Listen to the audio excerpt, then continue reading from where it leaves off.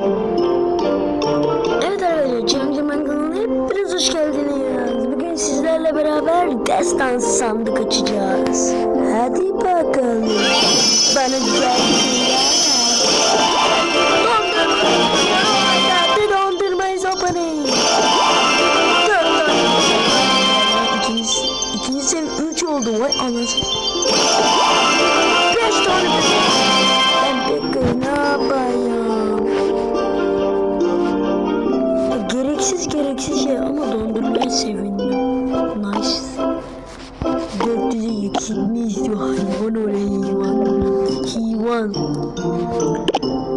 2000 mi? Ben bu parayı sana nereden bulayım?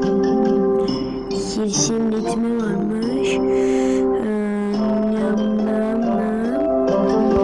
Yükselt. Neden kapamak? Başka ne çıkmıştı?